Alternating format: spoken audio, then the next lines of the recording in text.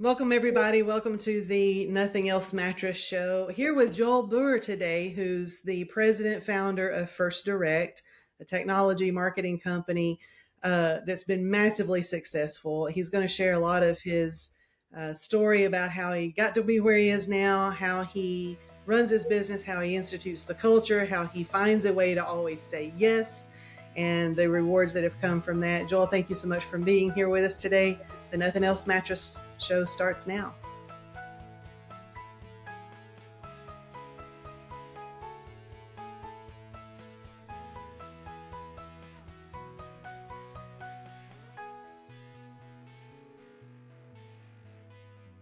When we started out, it was just about providing for our families while being in the driver's seat of our careers. I started in the mattress industry in 1999. And when I left the corporate world and Joe and I opened the Big Mattress Outlet in 2012, we could never have dreamed how rewarding business ownership would be for us. My only regret is that we didn't do this sooner. I was terrified to make that jump, to leave the comfort of the corporate environment. As the old saying goes, I can promise you, the parachute's never going to open if you first don't jump. We've built a proven business model that's unique in the industry. It's profitable year after year, even through fluctuating markets and economies. We want to work with like-minded entrepreneurs who, like us, don't mind a little hard work, but want to own something that goes beyond just providing for our families financially. It offers exponential growth and profit opportunity, not to mention just a great culture and a really fun industry. If you think you might be a fit, we'd love to talk to you.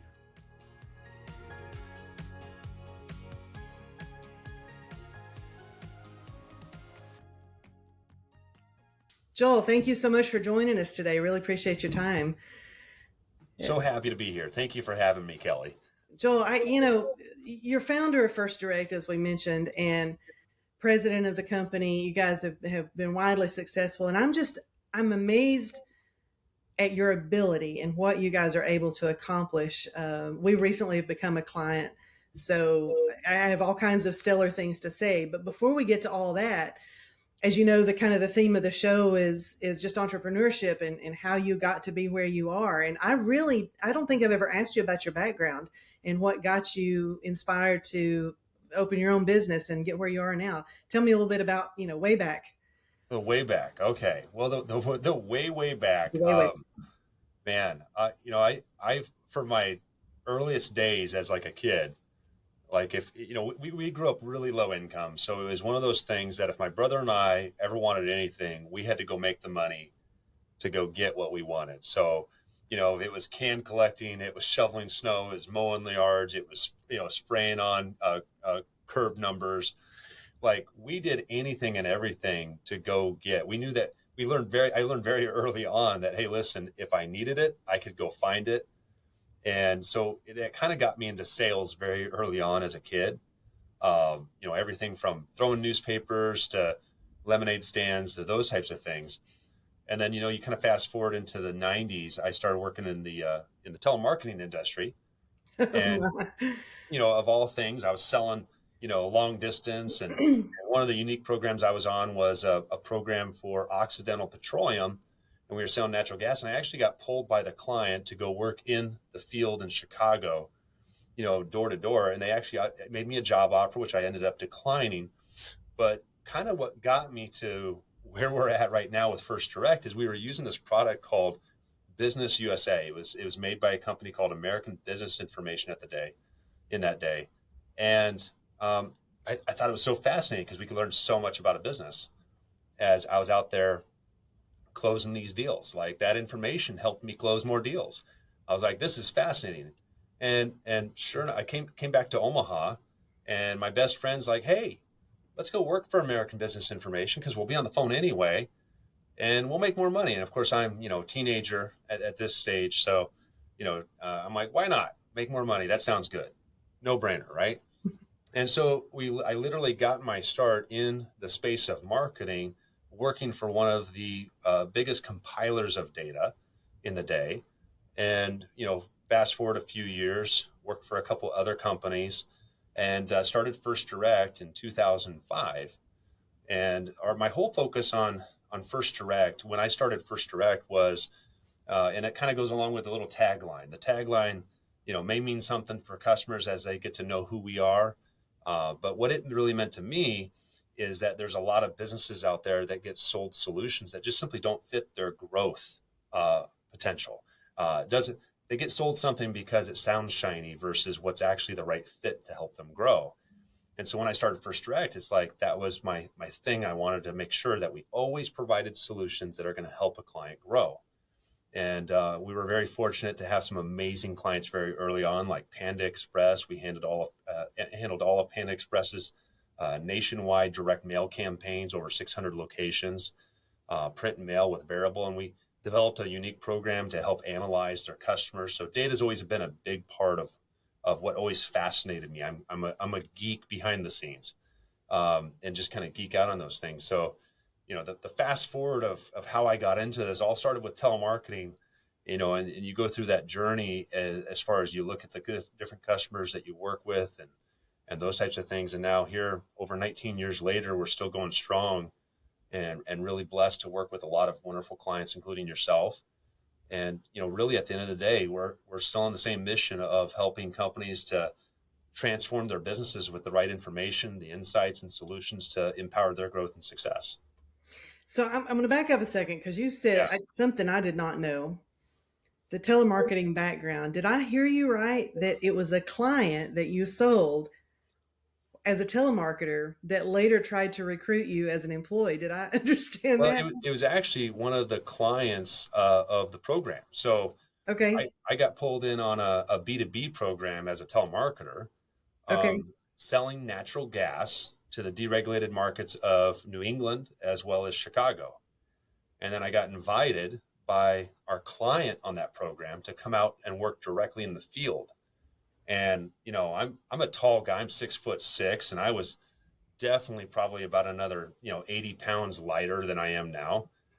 So I was a string bean of a guy, and I'm sitting here working in Chicago for this client for well over a month, flying back and forth as a teenager. I mean, I thought, man, this is the life, right? This is Mm-hmm. pretty cool. So, but yeah, that's it introduced me to a product that was a data product, which got me into where I'm at now. So, that journey to me is always kind of interesting, how dots connect. And, Exactly. That's what I and so, love. That's why I wanted to focus back on it. I'm yeah, like, I love these little connections because you never know where life's going to take you and where, some small connection you make one day results in a relationship that results in an opportunity that develops into something different. You yeah, never know. That's what makes life so beautiful, I think. right. No, I mean, that is the beautiful part of it, because sometimes you never know where the journey is going to take you. And you kind of, as we get older, I think we worry about that sometimes. And I think we just need to take a moment to reflect back of the journey we've been on and know that it'll be okay. It's, just embrace it.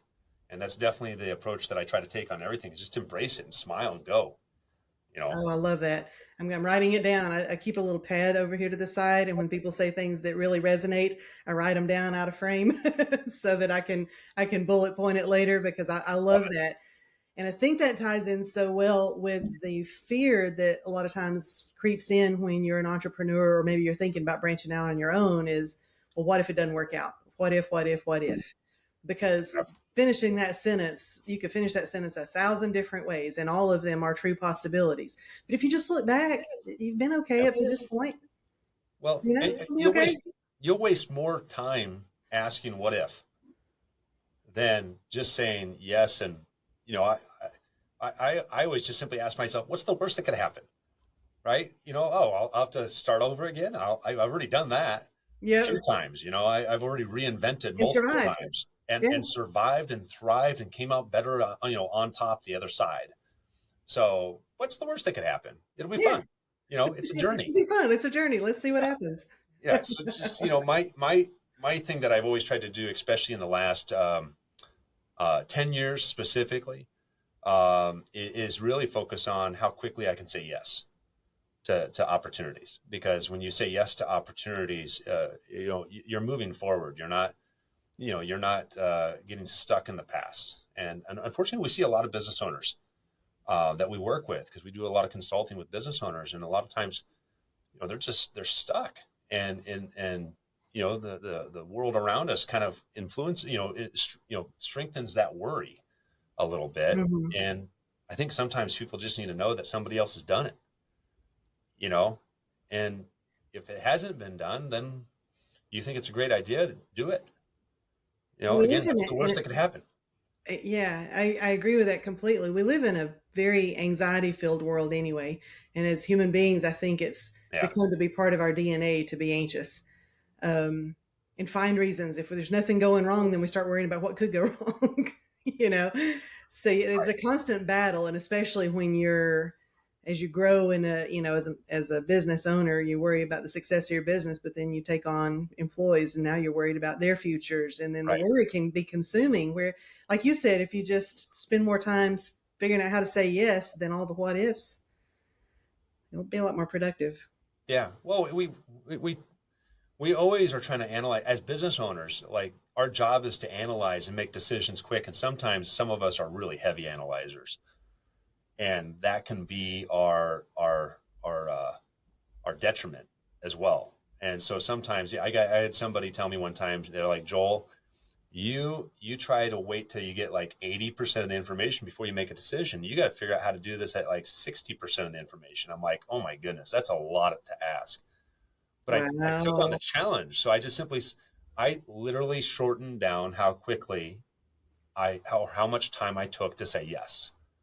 I'm like, all right, So yes, talk let's about go. the mental battle there. How do you do that? Because what you're saying is resonating Painful. so heavily. I mean, did you just do it, or was there some mental exercise that helps you get there? Just do it. And Just do it.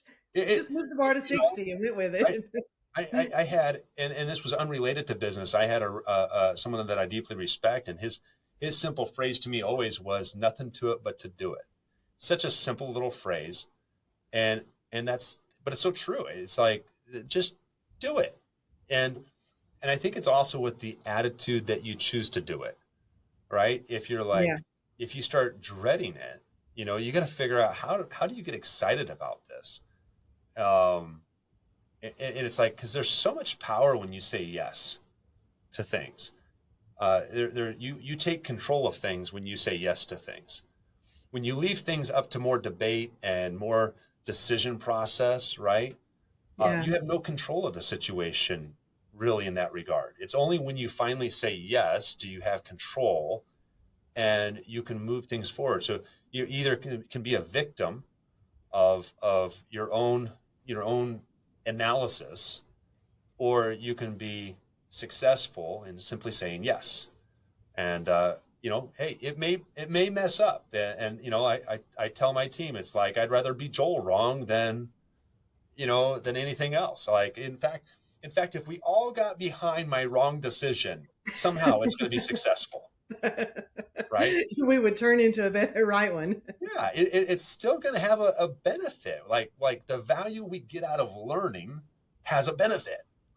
Because I think about the different things we've invested a lot of money on, and I think of one thing. It's like, it was like $150,000 investment. It was a professional development for our whole team, and hindsight, it's like I probably wouldn't spend the $150,000 again. However, am I going to decide that I was wrong in doing it? No, because if I decide that I was wrong in doing it, then I now take away any value of lesson I can learn from it. So, do I want to do? Would I love to have the 150 grand back for something else? 100%.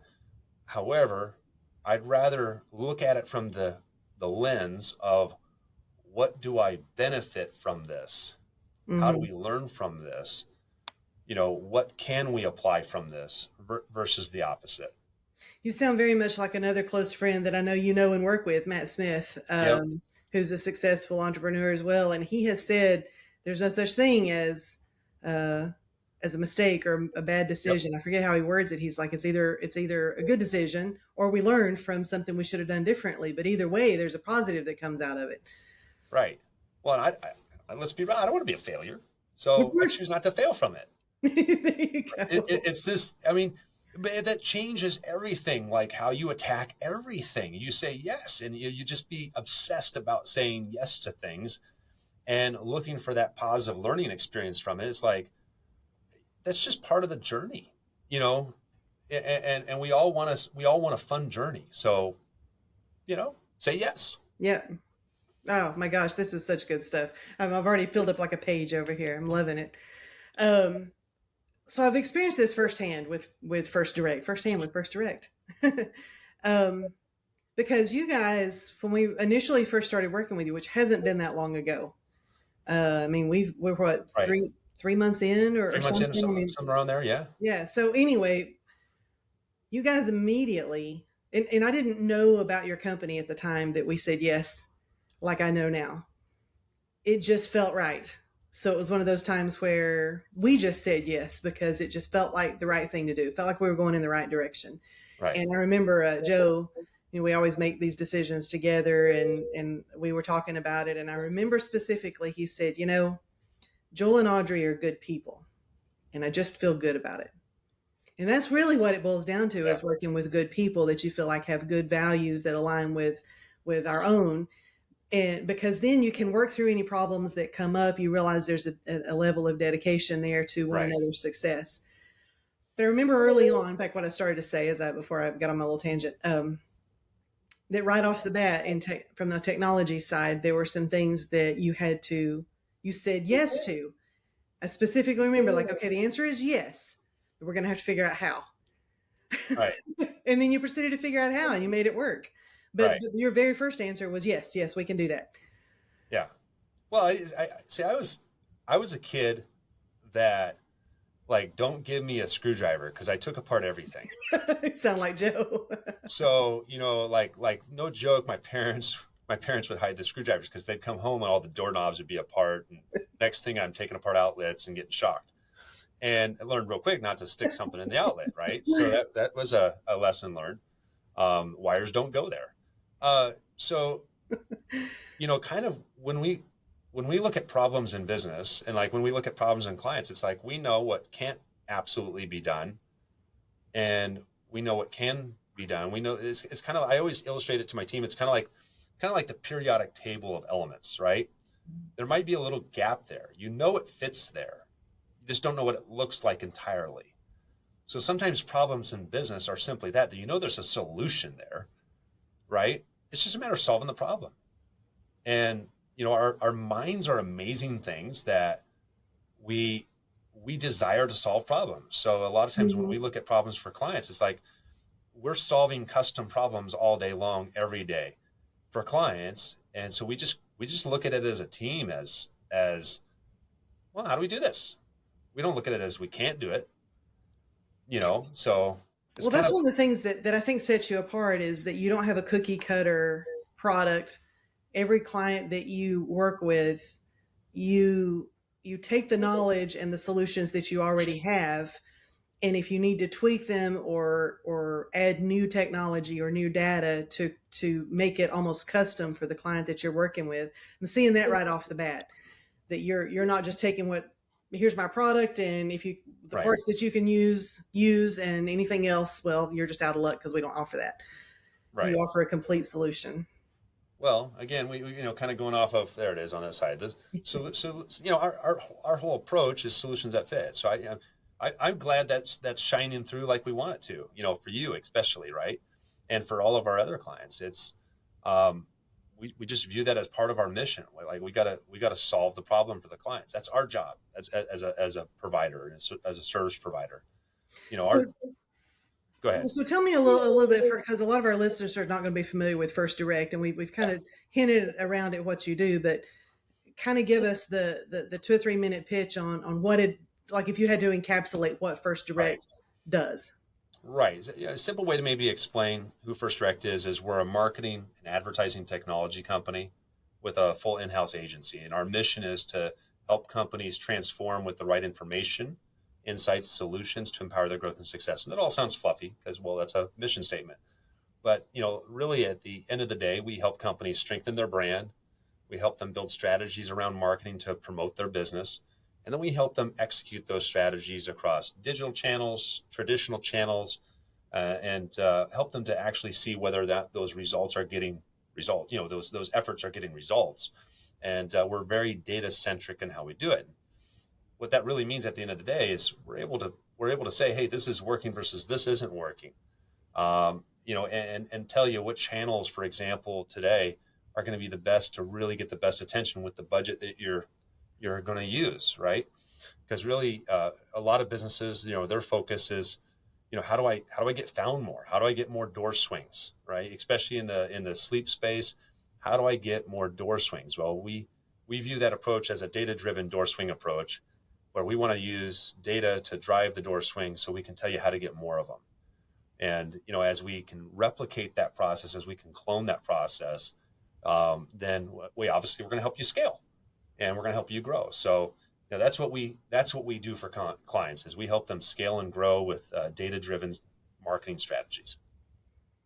We're seeing it work already, and I'll just say, in working with you, what has set you apart, because a lot of marketing agencies, obviously as a business owner, you get hit with pitches from marketing agencies. We had a ribbon cutting at our new location here a few weeks ago, and so many of the attendees were with marketing companies, and they all have a great pitch. And Right, you want to listen to all of them. They came to a right. ribbon cutting. They're there. They're networking. They're doing their part. But now all of a sudden, I'm judging them against the Joel First Direct standard. Mission accomplished. There you go. But you can't do what Joel does and his Yeah. team, because you guys are so, not just finding a way to say yes, which is obviously, as a business owner, I want to focus on what's in house here. I want to focus on, selling mattresses and opening new stores and supporting the team that I've got in place here. I can't also be a marketing expert, as much as I would love to, and I'd love to say that I'm good at certain things. I can't be an expert at everything. So I need somebody that understands what I'm trying to do. I need to give you my 2 or 3 minute pitch. You take that picture and Mhm. just go run with it. Make me, Right. help me. I'm blessed and fortunate to have a team around me, that includes even my wife, and it really, they're the ones that make all this happen. So, me, it's I wouldn't be able to do what we do today without the wonderful team that we have around us, and our team, not only here in the United States, but spans overseas. And we just, so it's good to hear. It's good to hear how we're impacting businesses like yours. And so for me, that's a humbling thing, because this has been, forget the years before, but when I started this company in 2005, like, my goal at the time when I started this thing was just, I wanted to take care of my wife and my son at the time. And that was my objective right there, was just take care of my family, right? Just Hmm. like a lot of business owners listening to this right now, like they started their business because they didn't want to go work for somebody else, and they wanted to take care of those they loved, you Hmm. know. And so now you fast forward 19 years, and the only way you get to where, you get above where or beyond where that, you got to find a way to replicate yourself, in so many different ways. So marketing is one of those things. You got to be able to replicate your customer and find more of them.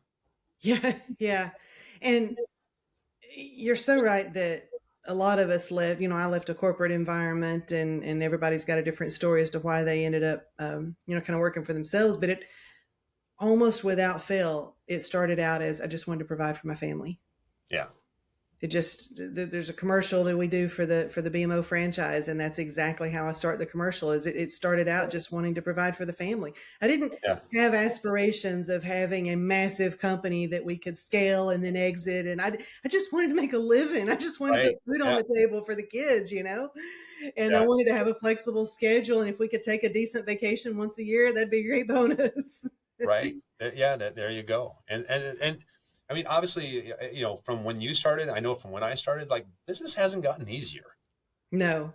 right? It's just gotten more complicated. And so, those things, I think, weigh a lot upon business owners, because they're trying to navigate all those things, and there's so much noise out there to navigate.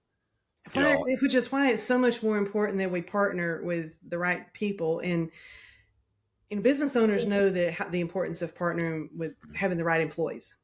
Okay, we know that is the yeah. biggest decision we can make in our business, is who we hire, is the single biggest make or break factor. Yep. You can have a great business model, you can have a great merchandising, everything in place, and you hire the Mhm. wrong team and the whole thing gets tanked, or the Falls. right thing and they help you grow. Yeah. But the same applies One wrong person yeah, just like kills it. yeah. Yeah, but the same thing applies with the partners that you work with too. That, you know, second to your employees is the other companies like yourself, because I can't be a marketing expert, and if I just throw a lot of dollars at the with the wrong company that doesn't apply them in the right way, well, I'm spending a bunch of money and not even getting the results, and I don't even Right. know I'm doing that. Right. Which is why Yeah. the data driven solutions is so epic for that you offer, you know, the actual data to support the strategy that you use and changing courses as needed.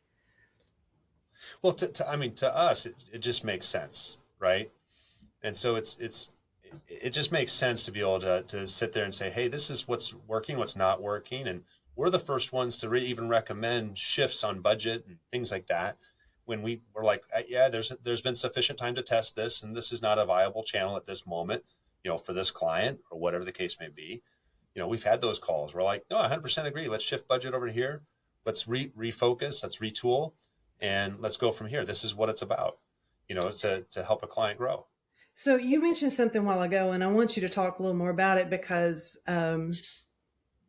talking about hiring the right people, and Yeah. you attributed your success to having a team of people that are in the right people in the right seats. Yeah. But I know a little bit, but talk about how you hire and then how you manage your team. That's been a definitely an evolving process that I would say probably we've really gotten much better down in the last couple of years, particularly because we knew it years ago, like what we should be doing, but it was one of those things where like, nah, no, we'll just do it this way. And I think some basic rules of thumb when hiring is don't hire to fill a seat. You can't hire to fill a seat. It just doesn't work. You're just filling empty chairs, right? And then also too, you know, be willing to pay a premium for the right person. But then guess what? You pay a premium, you can expect a premium, you know, from Mm, that person as well.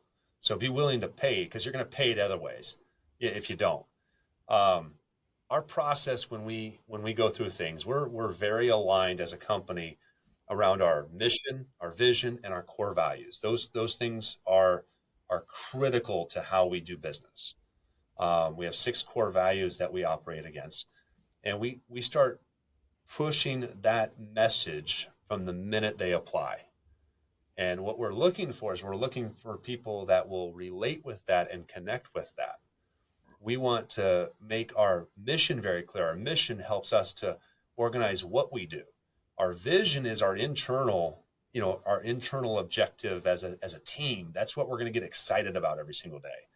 And our core values are what keep us aligned within our parameters so that we don't deviate beyond something that would be counter intention or counter purpose to that mission and that vision.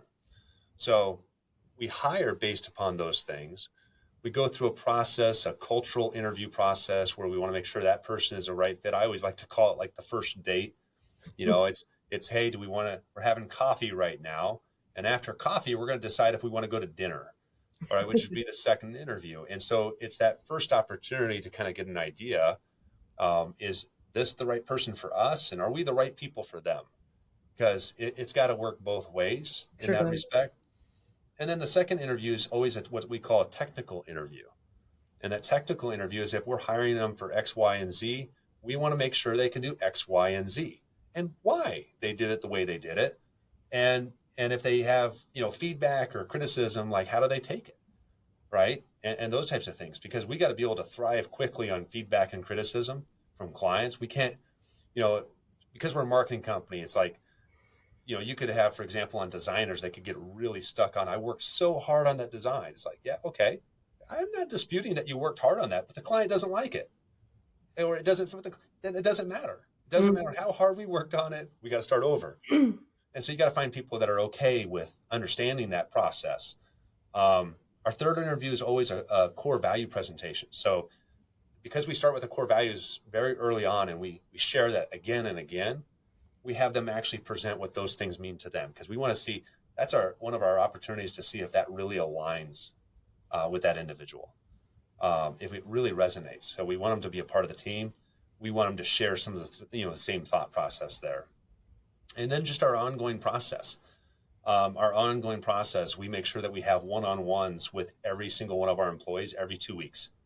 So that one-on-one opportunity is where that employee literally is coming to our human resource staff, and they're sharing with the human resource staff their corrective path that they know would put them into alignment with their job. They already know if they're breaking alignment with what their job is Because and it was their made so clear to KPIs. begin with. Yeah, if you make those KPIs really clear, like, hey, you need to make so many outbound calls, or you need to have so many less revisions, or so many revisions on a piece of creative, or hey, if it costs the company money, if we lost money because of that, we already know that's a break on what we call KPIs, right? Key performance Right. indicators. So that employee already knows where they're writing, because the minute something that's out of place, they're going to be, hey, this is not in alignment with being results oriented, which those are two of our core values: alignment and results oriented. Accountability is another one. Discipline's another one. Transparency is another one, right? Inspirational is another one. So those are all things that you start breaking core values. You already know you're breaking your KPIs. And so we have the employees really actually prepare themselves their corrective actions, and we align everything that they do with their personal, professional, and financial goals, so that they can see how these things connect, how the financial goals that they want to earn from the company connect with personal goals and also their professional goals that they want to achieve. So for example, we have one of our employees is trying to save up 100,000, right? Well, that's a big goal. That's a fantastic goal. Well, now we can align their financial goals with that personal goal, because we know what that personal goal is for them. Wow.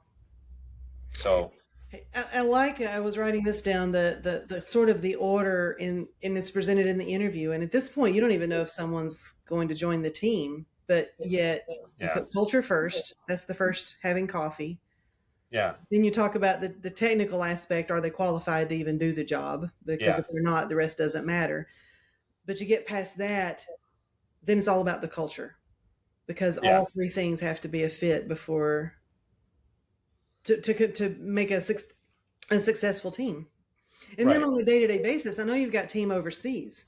yeah. So I've been kind of a part of this, and I thought this was really cool. Tell how you kind of keep everybody aligned and on the same page. Yeah, our team overseas works with us during the same hours as the U.S. So they join us on Zoom. We collaborate together. We talk together. We're all in the same Teams messaging, and there's a lot of camaraderie. There's a lot of joking, and I love watching it, just because I'm like, they're this team that it's like we're all in the same office no matter what. I was just about to say, do you Yeah, forget that they're even overseas because you just have this constant Zoom room going, and it's just like right. you're all in the same office, right? Right, and they step up. It's because we've created this culture here too. It's like they know when there's deadlines. They know when there's necessities. It's like, I've had some. They're overseas. You got to think about the time difference. There's about a 12-hour time difference Yeah. for our team overseas, and so they've already worked through the night, so to speak. It's time for some sleep, or a little time with family or whatever. But I really appreciate sometimes when they know what's on the line, for a client, and they go the extra mile, right, and make sure that something is done on time, that there's less revisions, that they understand the parameters of the job. So again, it takes a bit to find your foundation of people. And by the way, the best way to sum up, something came back to mind, like the best way to sum up when you're looking for people for your organization, you're looking for three things. You're looking for qualified, willing, and able. Mm-hmm. So that qualified, willing, and able. So if they're qualified, they have the skills, and they're willing, but are they able? And so you start to evaluate real quickly, can they got to meet all three? There's can't be, well, they're super qualified and they're able, but they're not willing. In other words, they're qualified and able, but they're just not willing to do it your way, Yeah. right? Yeah, Not and I very don't know good. if you've had much experience with the traction and any exercises related to that. We've Yeah, talked a little bit about that in some of our mastermind stuff, but that just puts me in the mind of having the right people but Right. in the right seats. The two of those have to be aligned. Yep. If you could have a great person, but they're not in the right job, or vice versa, and it can tank the team or their end of Right. things, or whatever.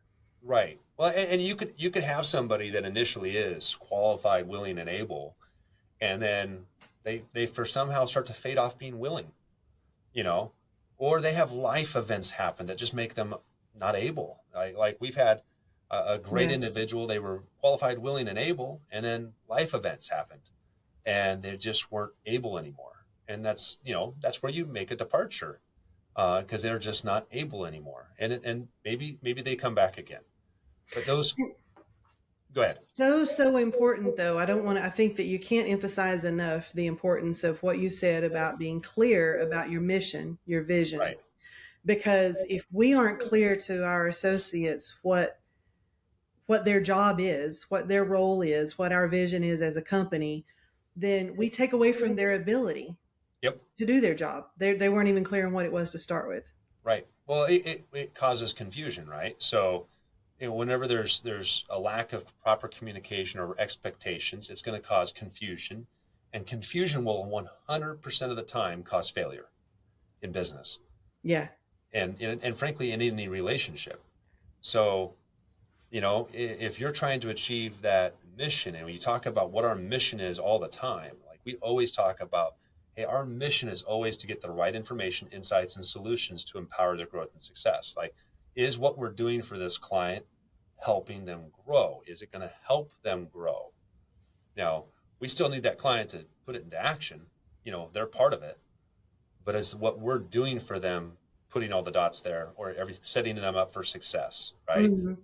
So, Well, it's that same. You said confusion, results in failure, and yeah, we have a saying in the mattress stores that a confused customer doesn't buy. yeah, But it's the same kind of thing. Confusion just results in failure. And apply that to the business relationship, the in-house team, the customer client, or the company client relationship. In any case, if there's confusion on either end, the whole thing tanks. right. Well, and the other thing that's connected with that too is, in business, where do we keep our emotions? And we've all had times where we get all amped up. I've had times where I've been there. Guess what happened? Failure.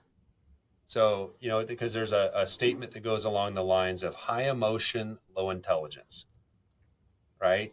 And so the only emotion in business should be celebration. So you think about all the times in business you got all riled up, right? Hmm. It just it just failed, right? Somewhere along the lines it failed.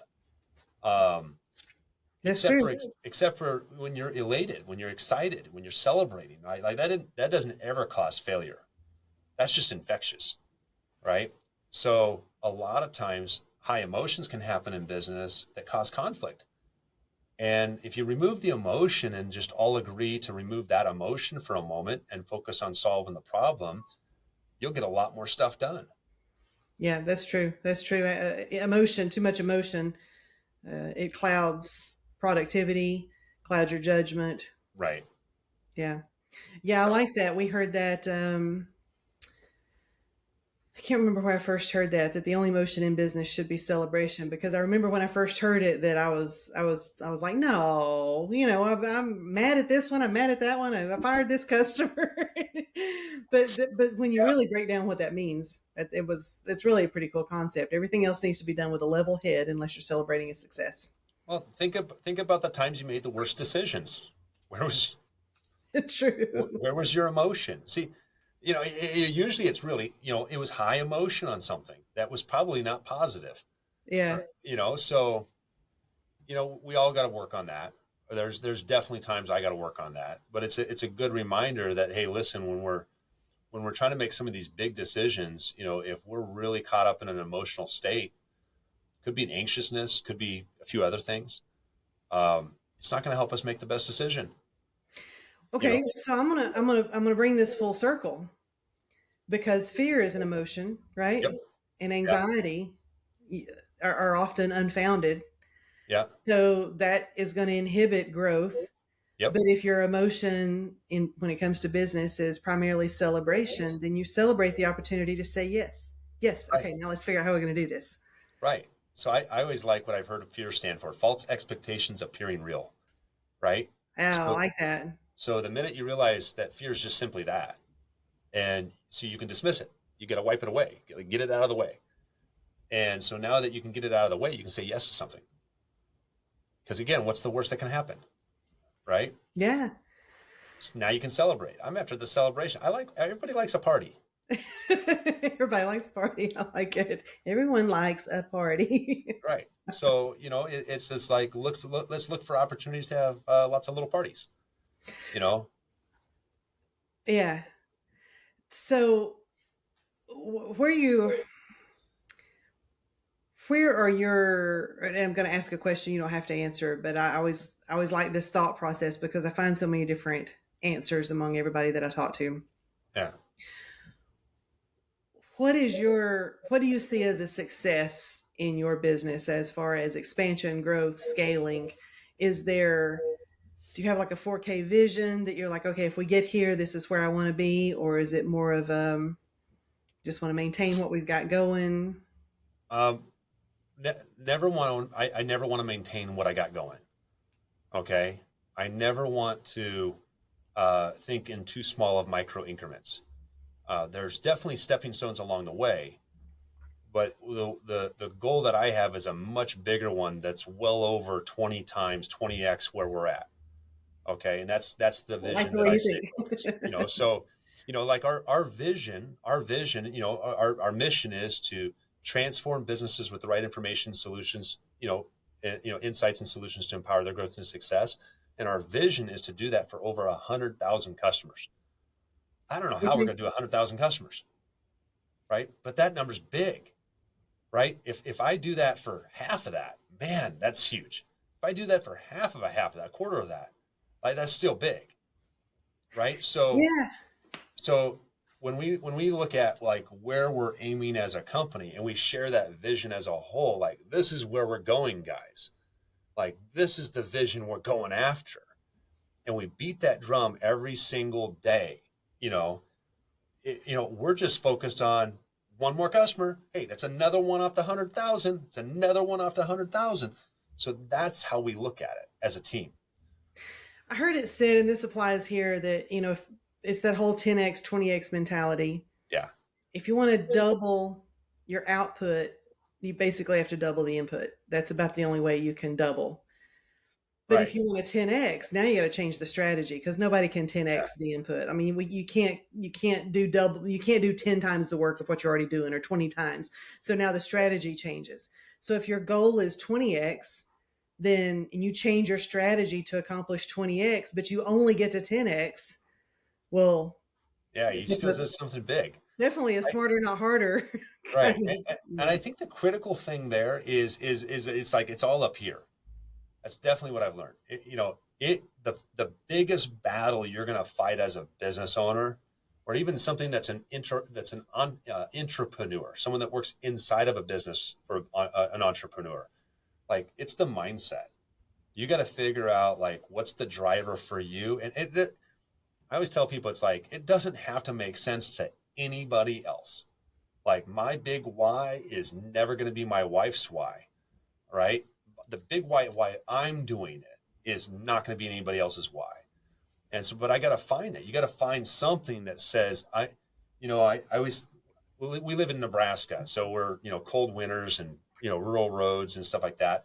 And like the picture I put in my head is kind of like, we grew up in, I grew up in really rural Nebraska, kind of an area in the middle of the state. And I always think of like those cold winter nights. And if I got stranded with my family in the car and I saw this, and I know I needed to go get help because below zero and all that kind of stuff. And I saw this light in the distance and I knew that would be a farmhouse, right? I knew there's safety there, but I can't take my family there. I got to go there, right?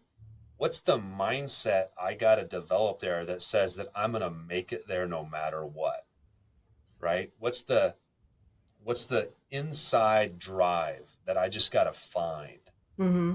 that I'll make sense of losing a toe or losing a whatever, but I'm making it there. Now, I'm not saying lose a toe for your business, okay? Try to prevent that. But it's the kind of like, what's the driver behind why you're doing what you're doing? And it's not about money. But it It's not changes sometimes. Don't you find that it changes along the way? it it can change. That's Well, where, because when we first started out, we both agreed we just want to support the family, and I right. think both of us are past the point of just supporting the Oh, family. you're right. Yeah, yeah. No, it definitely has changed. And like for me, I had to figure out, well, what's my big why, and the way that I sum it up is uh, you know I'm trying to create the cause for the biggest party I'll never make it to. So I think of the end result of where I want to be, and I won't even be there. Like, what's what picture do I want to paint that's there? Because you're making it as you go. And so you create that biggest version of what is, that sitting on the front porch in the rocking chair moment looking at the sunset, and you're at peace with Hmm. what you've done. And so that's kind of, I guess that's the big picture that I look, because that that version there accomplishes so many other things in the way. And so that's been, I think for me, I feel that, like, that's the big eye opener type of a thing, is that you're looking at that biggest thing that draws. If you aim there, everything in between is is stuff you never thought you'd hit anyway. Yeah, Yes. no, you're right. You're right. It is. One thing I really admire about you is that you have stayed a family man. You've kept the family first.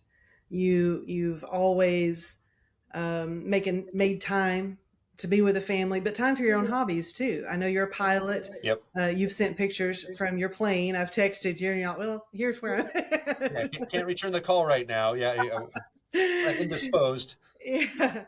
But how do you keep that balance? How do you keep from being obsessed with the business? And I mean, how do you draw the lines? I've not always been good at that, and definitely have rooms for improvement there. I think the biggest thing is setting some dedicated schedule time. Um, you know, for me, mornings often are my me time. Those are the time that I do a lot of personal study and meditation and those types of things. Uh, with my daughter going off to school, get to say goodbye, to have a good day at school, and all that good stuff. And then, for dedicated time for family, throughout the week too, because you got to lock in that time, or else what is the business worth? Why are you even doing it? Um, and then, for those personal pursuits, because again, you want to take care of your family. However, there's also an importance of, you got to take care of you as well. It's kind of like on an airplane. They say the oxygen mask drop. You got to put it on you first before you can put it on the rest. So Mhm. I've definitely learned over the years that I do have to take some time and lock it out for me, right? And that's spread across a few areas. That's spread across, my spirituality, my own mental well-being, and then also too, some things that I want to go accomplish. Right, flying was one of those things. Like, that was one of the big goals I wanted to finish off. I started when I was a teenager, and I finished off getting my pilot's license in 2017. And so it's one of those things that for me, for example, I really enjoy it, because the world separates when I'm up there, and so it's that it's Imagine that that. that time where I can have, where nothing else can matter, so it doesn't matter. And so I separate it off, right, and just focus on aviating. So, but I think you have to schedule the time. So, even if it's that time where you're going to go to the gym or something like that, which is probably something I should do as well. That's Couldn't we all? more goals, right?